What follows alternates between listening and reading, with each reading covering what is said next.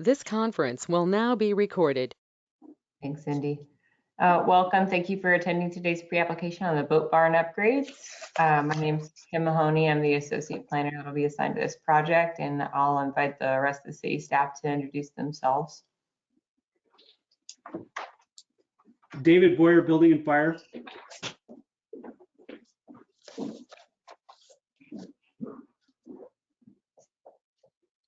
Amy Lundgren, Engineering Technician. Bree Ellis, Stormwater Engineering Technician. Josh Gilchrist, Associate Engineer. Okay, and I couldn't hear her audio come across, so I'll just go ahead and introduce Cindy Andrews, our planning technician. What we typically do in these pre-application conferences, we'll ask for the applicants to introduce themselves and then give us a brief description of the proposal. And then staff will go around and kind of give a brief summary of the notes that have been provided to you or will soon be provided to you. And then answer any questions that you may have at the end. So with that, maybe Carl, you want to introduce your applicant team and the project? Sure. It's just Rachel and I here on pre-op conference. One of the owners, Luke Sitko, may join, but if he's not here yet, he probably isn't going to join the meeting. I'm Rachel Villa with Soundview Consultants.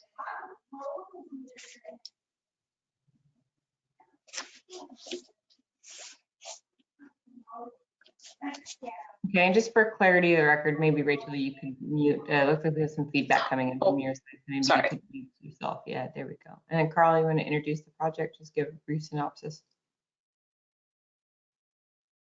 Sure. As brief as possible. This is or started out as just a dock job, just to reconfigure the floats.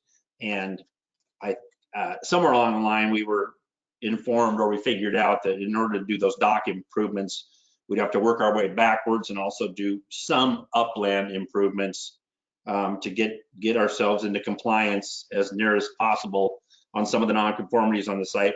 And that's what is driving the upland proposal on the plans from Geo Resources to make an ADA parking stall and an accessible route of travel down the side of the boat barn and then onto the floating system. And then the only other piece we added was the 5x5 widening out area at the corner there of the south. No, I guess that's northeast corner of the building, in order to get a public viewing platform or something to bring us further into compliance with the shoreline master program. And that would be then open to the public to get that far out to that viewing platform. And then we'd have a gate or something, locked gate on the rest of the pier to walk out onto where the private boats will be moored. And that's the proposal right now. No changes to the building, no changes to the site other than the ADA parking stall and the route of travel. Everything else is a shoreline permit and overwater work. Okay, and then can you clarify for me? I think that there's no changes to the marina itself, correct? Pardon me?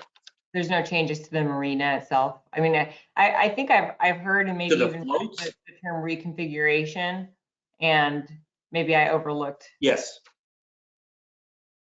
What sheet should I be looking You at? did. If you look at Rachel's drawings, sheet 1 shows the existing configuration. And sheet 2 shows the proposed configuration of the floats. Okay. You see that, Kim? Right, yeah. It's a U shape now, and when it's all done, it'll just be 3 finger piers. Right, Rachel? It's just 3? That is correct. 3 finger piers, and it's going to be upgraded materials to meet current design standards and DNR lease requirements. So removing the creosote and solid surfaces and then replacing with the steel pile and graded surfaces. Okay. And what about a net Yeah, difference? Kim, and if you look at the southernmost pier, it's 60 feet. The middle pier there is 65 feet, and then the northern pier is I guess is 70 feet, and that's all to keep those piers just short of the outer harbor line. And the existing float that is furthest away from the building across out into the outer harbor, that is being removed. Yes. Okay, thank you. Thank you for understanding that. For sure, yes. And what about a difference in net over water coverage? So there'll be a reduction in net solid surface over water coverage. Okay. I have the calculation in my report. It's like 43 square feet reduction of Sure. solid surface coverage. Okay. Good.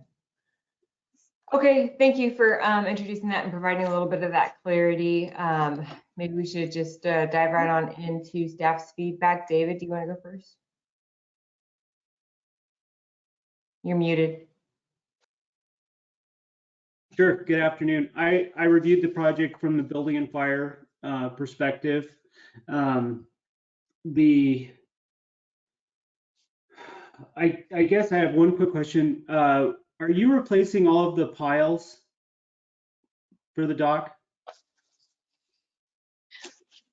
The piles, yes, the I support don't know. pile. Oh, sorry, Carl. That's all right. I didn't know the answer to that, so I was going to call on you anyhow, Rachel. Fun, awkward stuff here. The support pile for the floats, yes, those will all be replaced. So Okay. And what about the gangway? Is that a gangway Shows. ramp? that's a gangway ramp. Yeah, existing gangway Existing. ramp. That needs to be replaced as well, right? I think so. I'm pretty sure that will be replaced. And is there a standpipe system at this location already, a fire standpipe for fire suppression water? That's a great question. I got the plans are from Marine Floats, and I'll have to ask them. If it's not on the specs on sheet 2, then I don't know. Okay. That was one of the comments that I It had is on asked. too, but Is it standpipe? Yeah, fire standpipe 2.5. NST male with that. So it's located, let's see. It's not on the existing though. It's on sheet 2 for proposed. So I don't know if it's existing, but it looks like it's proposed. Proposed. Okay. Mhm. Okay. I didn't see the notation for it. I added it as a comment that we do require a standpipe, and being that you are replacing all of the floating dock, it's complete replacement. We would require that to be there if it's not there already. Yeah. And then the other comment I made was about accessibility. I noticed on sheet C1 and C3 that they show some existing steps along that deck that's on the southeast side of the building. We would need to, so essentially from an accessibility perspective, you're creating a new accessible facility with the new floating docks. And so they have to be connected to an accessible route. And so we're gonna have to look at that route going all the way from the docks up to the parking stall. And I assume that on the deck itself, most of it we're fine. Sorry. I see where it looks like there's steps. It says existing, yeah, But the steps are on the property boundary there. Where we're showing the parcel boundary, Carl. See, it looks like it runs right into the steps upstairs. But it's because the property. the idea, David, is for that to be no steps. It's going to be a ramp all the way. It goes Okay. around the steps. Yeah, the steps go up to the second floor of the building, but the parking and asphalt area is flat. Gravel asphalt to the concrete is flat, and we would have to walk around the steps that you're seeing okay. plan. Okay, maybe I just misread what I was looking at, but it looked to me like when you went from solid surface to the deck, there was a couple of steps. And, Oh, okay. and There is a single step there now. Yeah. And it's gonna be, we're gonna ramp to it. So it's gonna be one long ramp to get to there. So okay, there will be no step. okay, yeah, that was the only concern. We couldn't have any steps in that route. And then I wanted to ask you, you described the back of the building or the side of the building facing the water as the front of the building and the existing building. So I assume that from that description that it's accessed from the deck, the building, the main entrance to the building is from the deck. Hmm. Would it be helpful? if No, I would say made- the main entrance to the building is on the roadside. On the parking? Okay. Correct. Okay, got it, Carl. Thank you. Yeah. And there are two main. Do we know that the entrance to the building right now, the main entrance is accessible? It has an accessible entrance into the building? The entrance, Carl, can you hear me? Sounds like you're cutting out a bit. I can hear you, Rachel. I mean, yeah, to come into your reception in your office, there's a ramp, right? On the opposite corner from this walkway, there are 2 or 3 steps right up to the office, the main office. Well, there is Kim, is not a there ramp. any way you can share your screen so that we can get a holistic view of this site Sure. plan? I'll see if I can, I have to get permission. Yes, I will make you presenter. Oh, okay, thanks, Cindy. Yeah, unfortunately, my internet is running so slow that I can't flip from sheet to sheet very quickly. But if we're making accessibility upgrade, we're making a fully accessible route from the floating dock to the parking area. And if the main entrance to the building is on that accessible route, then it would need to be accessible as well. One thing to note is that yes. It is not. The main entrance to the building is not on that route of travel. Okay, then it's probably not an issue. The other thing is that you don't have a pedestrian pathway from the street or public way or sidewalk to the entrance of the building. As long as you don't have one, it doesn't have to be accessible. The moment you create a pedestrian path like that, then it would have to be an accessible path. So you're not proposing it, but I'm putting it out there because if you were to propose one, it would need to be accessible. Yeah, I guess. Got it. Thanks, David. Sorry. Yeah, I saw those steps not on Rachel's drawings, but on the drawings that kind of went into the accessibility stuff, the stuff from Geo Resources. Let's see, do I have Yeah. that? I have a sheet, but it doesn't have as much detail as Geo Resources for that. Okay. Well, I think we've discussed the issue though, that we couldn't have steps along that route. Really, that's about it. I know that you'd asked about timing. I know that we're going to be at the tail end of probably what will be a long process. Building review is 4 weeks for initial review. You would definitely need a building permit for the work for the floating dock and any changes to the gangway and the deck. And then you'd also need a fire permit. It would be what we call an FC permit, so a construction permit for fire if you have to install or modify the standpipe. But for our department, I think that just about covers it. If you guys have any questions as this moves along and gets more detailed, I'm always available. You could call or email me. Were there any questions that you guys had about this from a building fire perspective? I did not. Okay,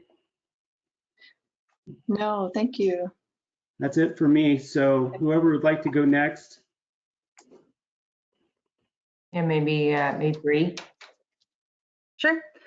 So I looked at this project from a stormwater perspective, and right now you're proposing, it looks like 1,702 square feet of replaced or new area, and that will require a basic advanced plan. However, if you go over the 2,000 square foot threshold of new or replaced hard surfaces, you'll trigger the advanced abbreviated plan. But that's all I had for stormwater.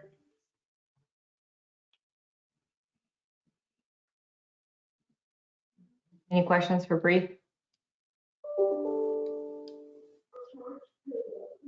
I do not have any questions for Bree. I guess just FYI, it more than likely will not be Geo Resources when we come into final permitting because they're not doing civil engineering anymore.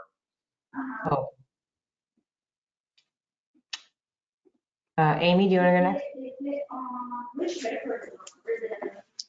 Hi, everybody. I'm just going to go down my comment memo and hit some key spots of to make sure that everybody's clear on what we're asking for.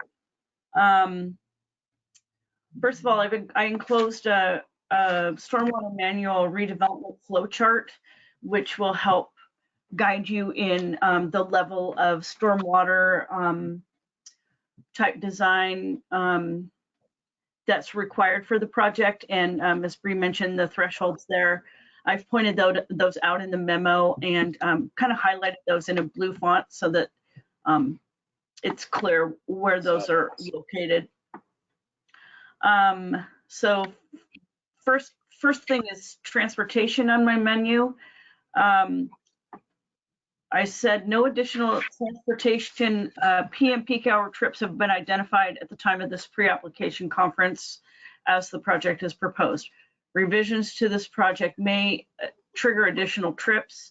That would include if you're down the road going to expand any of those floats, that would trigger a reevaluation of the slips and how many PM peak hour trips are permitted for each slip. There's a threshold there. So any expansion of that would need to review the transportation element for additional.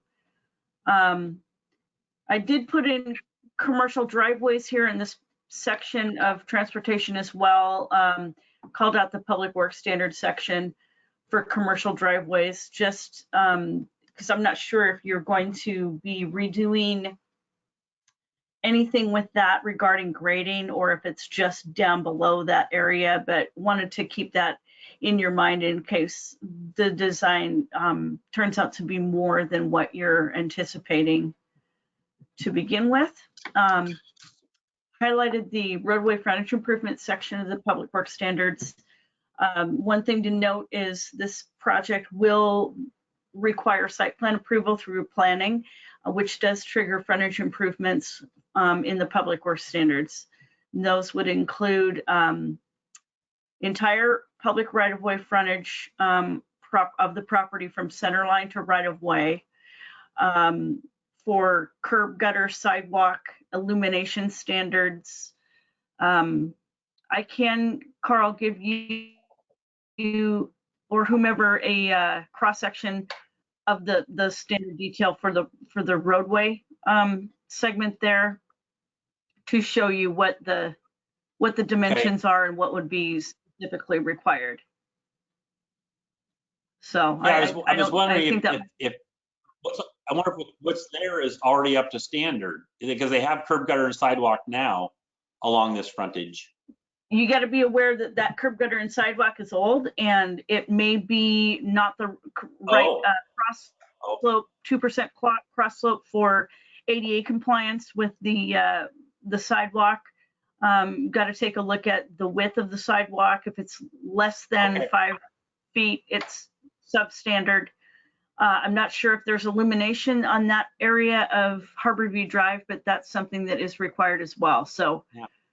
definitely wanted to make you Okay. guys aware if you were unaware that this is going to be triggered. So included site distance triangle, you guys, you'll want to take a look at that and prepare on your site plan for planning an intersection site distance triangle.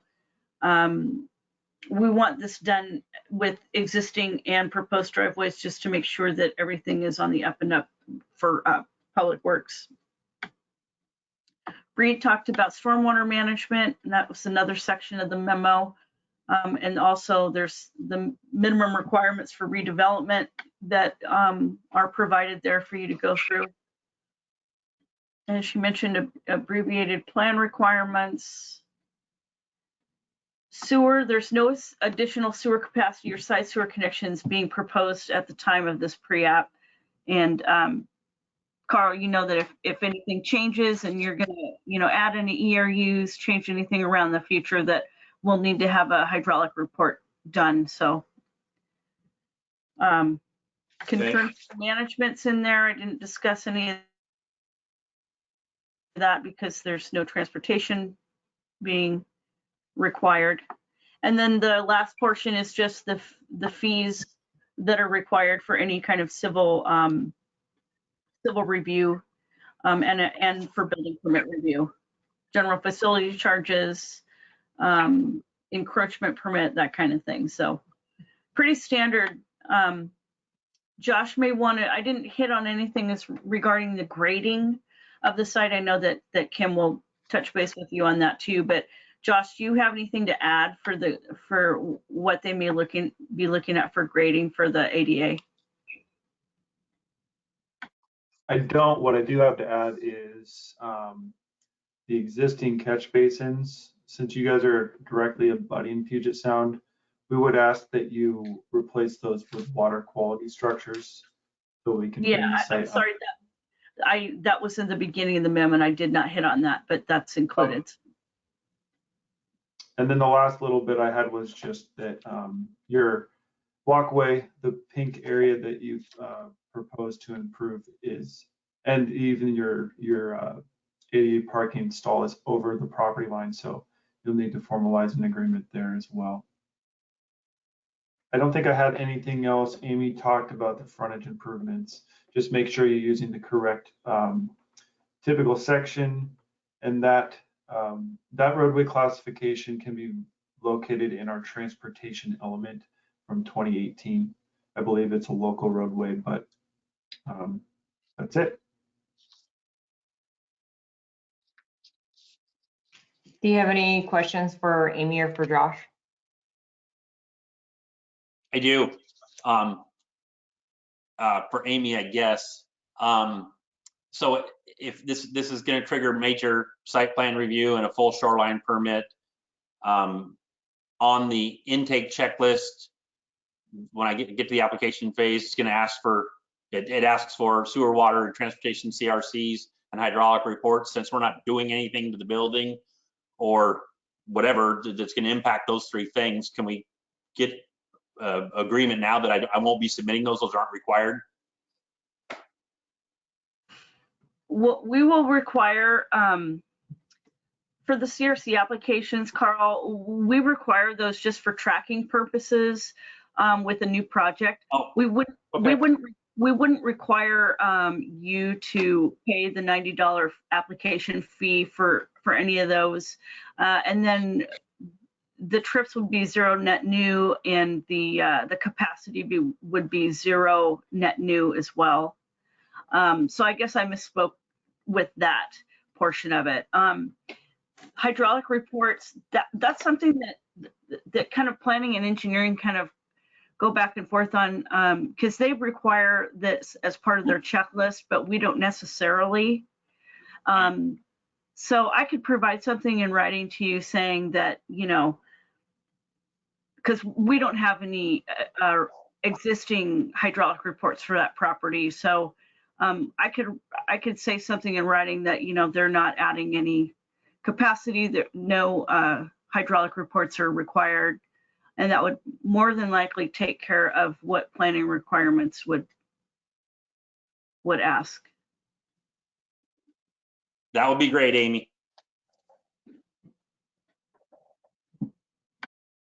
All right, then I guess it's my turn. Oh, wait a sec. I had a question for Josh too. Okay, go ahead. Josh still on? Yeah, I noticed ahead. on C2 of the georesources plan, on the pavement in the lower left corner, it says existing catch basin to remain, install catch basin insert. Is that, satisfy what you talked about for a water quality feature? Or It does not. So we are looking for water quality cartridge units to be replacing those existing on-site structures. Yeah, Carl, it would be like a storm scepter. Okay, so more cartridge or something like that. And we've required that on past projects too, like the shore buildings. They were required to do that as part of their, for water quality as well, when they redeveloped those sites. does that fit within a standard catch basin? You would be replacing the structure with a new storm structure. Okay. Okay. And I don't believe you would have to change any of the inverts, the pipe inverts, but that's something you would need to check with the manufacturer.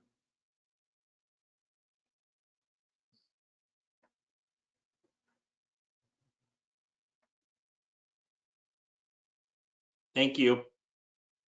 Thank you. Okay, my turn.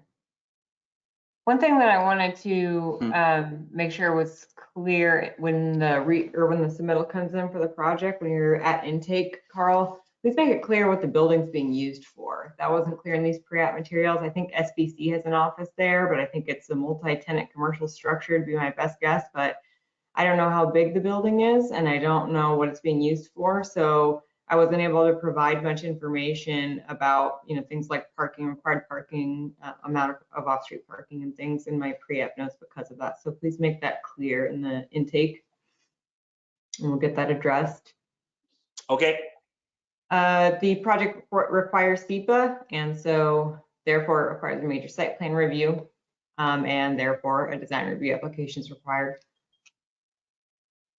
So all of those you're going to want to submit. I gave some language in here from the design manual, things that are going to apply. I think that you're both well aware and practiced in development in the city to understand the retention of significant trees on the site, how the city planning division views cuts and fills for achieving a balanced site, common area public access requirements that are going to be associated with this. Public access is required for all commercial development in the shoreline designation. And so if this truly is a commercial operation here, then I imagine that some of what is being proposed in the reconfiguration of the walkway is in some way supposed to provide public access. I'm just going to skip past a lot of the design stuff. There's some significant trees on site. Just remember that at least 25% of those have to be retained, or you're going to have to go to the DRB. Any of the existing significant trees that are located within the setbacks are required by 1778 to be retained. If you're not going to keep any of those, it requires an alternative landscape plan, and you'll have to exhibit to that you're consistent with the criteria in 1778-100. Usually, we see a superior landscaping plan come in for that. Flood, I put that in there. You can check the definition of substantial improvement in Gig Harbor Municipal Code 18, Chapter 10. And if the development that you're proposing does not amount to the definition of substantial improvement there, then a flood hazard permit is not required. So take a look at that when you're determining what applications you are applying for at your intake. No net loss you're going to have to provide. It sounds to me like in the brief conversation that Rachel and I had at the beginning of this meeting, it sounds like I imagine that I'm going to see something in your report that states the project is self-mitigating because of the reduction in footprint of the overwater structures and the replacement of HDG steel for HDG steel for creosote pile, and looks like you're doing some beach nourishment. I don't know what all is included in that beach nourishment. If there's some more creosote pile down there, or some concrete slabs, or something of that effect. Do you want me to chime in right now? It's yeah, there's a culvert on the property line under the root here where city water event from the main line a couple of years ago gushed out and scoured out the beach under the first set of support pile for the overwater building. And there's also some concrete and other debris down there, so we're going to clean up the debris and then use that beach nourishment to kind of fill in the scoured beach and the disturbed areas. Okay. Well, you're both well versed with our no net loss form, and so you're going to want to complete that, and then of course your report, Rachel, and that no net loss form. Other related materials are going to be sent to our third-party reviewer at cost for their verification that the project is achieving no net loss and is appropriately mitigating for any ecological impacts. The VCS is not applied for water-dependent uses. However, it is applied in all other circumstances. And the 5x5 platform that's proposed, my initial thoughts about that is that that's going to be met with a lot of difficulty. My initial thought about that is that that is a part of a deck that is associated with the commercial structure and is not an element of the dock or marina structure. And so if that's the case, that deck as it is currently in that walkway, as it's currently constructed, is non-conforming, and you cannot perpetuate a non-conformity, particularly as this is located waterward of the ordinary high water mark. You cannot intentionally alter a non-conforming element of a structure. If you do, it has to be redeveloped back to the pre-existing condition. In that vein, a non-conforming review is absolutely going to be required for this site, particularly as it seems as though some of the development on that walkway is over the property line, and that's in its existing state. But we're going to need to clean that up. If you don't already have an easement with Horsehead Investments down there to the south, we're going to need to get an easement, an access easement, or some sort of agreement to be able to allow for this development over the property line. And then non-conforming review, of course, to be able to substantiate that it is existing in that non-conforming state.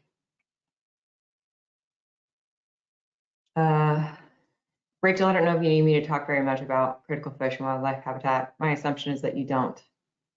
No, I'm good on that.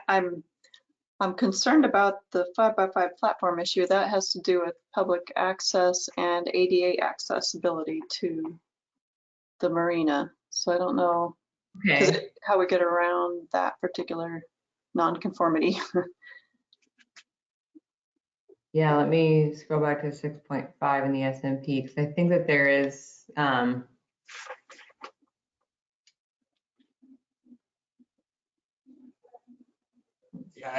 forgetting how we arrived at that size, but I think it was driven part by the ADA that somebody in a chair needs to get around that corner. Yeah, we saw a radius for a wheelchair turn, and then thought that could also be used as public access platform. So, right, got me. I don't know how we otherwise skin that cat. Right. We can't do it on the other side of the building. There is no other side. Yeah, I don't know if I have the time to deep dive into this on this call, but if it's intended to be public. You don't have to access- do it right this second, Kim. Yeah. Okay. Okay, yeah, if it's intended to be public access, I encourage you to take a look at 6.5 of the SMP and see, because I know that, part of the regulatory provisions in that section, they describe the different ways that you can design and provide for public access. And if you can't do any of those, then there are some alternatives, but you have to disprove the ability to design the public access consistent with some of the other options previously noted. And so, of course, I feel like I owe you a better response than that. And so I might deep dive into this a little bit more after this call and try to follow up with an email that gets a little bit more pointed direction on that. That'd be great. So just to Yeah, summarize. please do. And then yeah. David, would you? David? You're still on? I am here. Okay. Yeah, so you're following this discussion about getting the ADA accessibility all the way down to the dock. That's Correct. Yes. If that can be smaller than 5 by 5, great, but we got to get people down there. Yeah, no, I understand, Carl. I was thinking about it as a passing space. Passing space is only required every 200 feet, which I don't think you have 200 feet of narrow path. Now, for the clear width of the turn, we don't have a dimension anywhere, do we, on how wide that route is? It's about 3.5 feet, maybe? Do we know? I don't recall off the top of my head. Yeah, I think it is 4 feet or less, right, Carl? It seems correct. But I can find out. Let's see, clear width at 180-degree turn. where Walk out and look at it. Yeah, you want me to do that now? I can do that now. Hold on a second. Yes, and just to give you a little bit of comparison, Carl, just so you know. So, when it comes to public access design, one of the ways that can be done, that the public access can be designed consistent with the code would be like what we did on Blair Moeller. There's a walkway that goes down one side, shoots across, and then, well, I guess in theory, then it would have gone back up the other side of it. But otherwise, that's kind of an okay example. Another example is it's probably, trying to be able to do the closest to is a public viewing platform at the highest level of any structure on the property. And that's not what's being provided here. That reminds me of a similar project I'm working on, which is the Harbor View Marina. They're having to do a shoreline variance because they're proposing a viewing platform, but it's not at the highest point of the structure on the site. It's at ground level. And so because they weren't able to, design their public access with one of these, ways that are discussed in 6.5.3, they had to go through a shoreline variance to be able to locate their public access there. So if it's intended to serve as public access, then, and it can't meet one of the designs of public access in 6.5.3 of the SMP, then we're looking at a shoreline variance.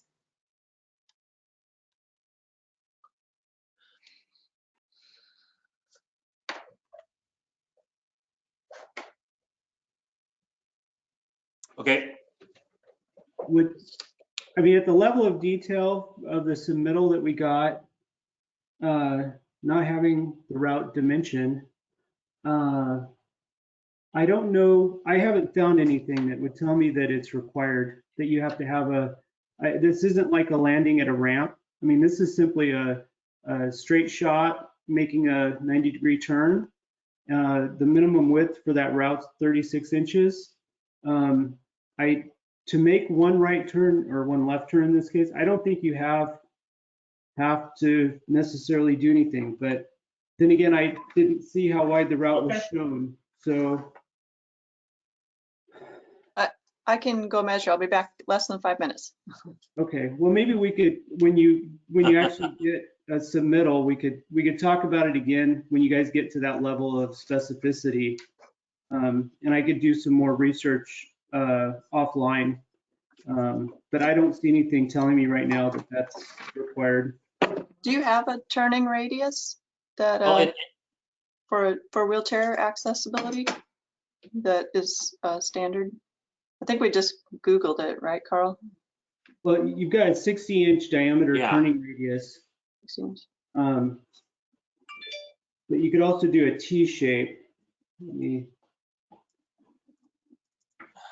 Well, that would require more over water as well, the T shape. yeah. But I'm not aware of any requirement that you have to have the clear space at every turn. I mean, I know typically on ramp landings you do where you're changing elevation. I'm not absolutely sure it applies to straight paths. Well,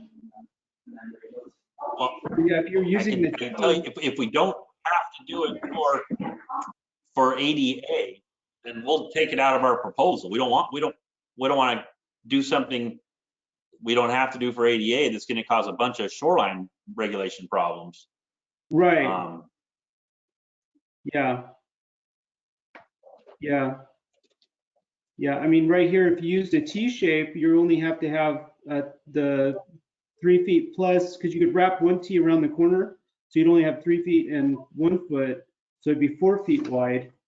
But yeah, why don't you find out how wide that route is, and Okay. yeah, and then you could email me, Carl, and or Rachel, and I'll research it some more and get back to you guys. Yeah, it's just boyerd@cityofgigharbor.net. But yeah, Rachel, would you, after this meeting, go out and measure that and email it to David and me? Yeah, I've asked someone to measure it now, so I should get that in pretty soon. Oh, okay, great. Thank you.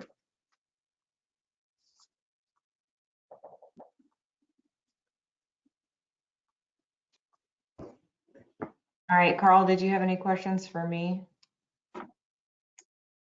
I was going to clarify my list of permits that I thought I heard you say.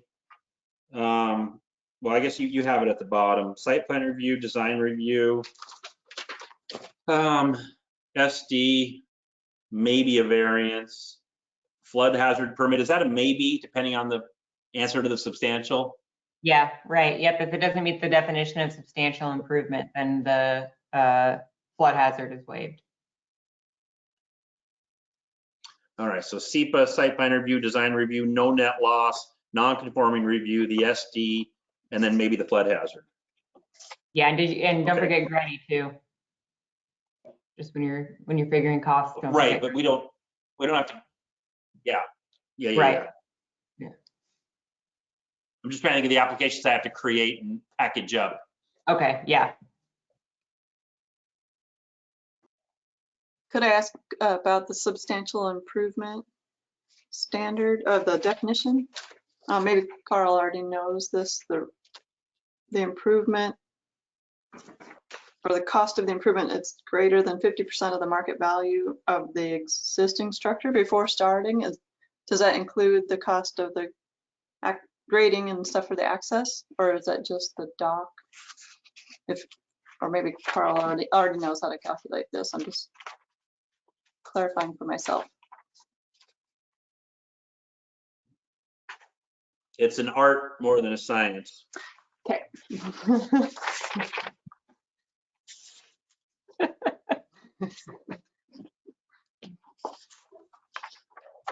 Got it.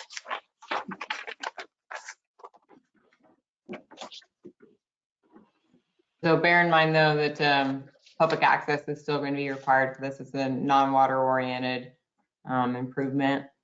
Yes. Yeah. And so like I said, you're going to want to look at 6.5.3 for design options of that. Were there any other questions for planning? No, they're not. Rachel, nothing from you? No, I think that does it for me. All right. while you guys were talking, I was researching that a bit more. The turning space, I believe, only applies to ramps, and it wouldn't apply to the route if it's not changing, if there's no grade to it, essentially. As long as you have a route that's wide enough to be a route, which is 36 inches, you wouldn't have to have a wider landing or turning space at the corner. So, that solves a lot of problems. right? Yep. Yeah.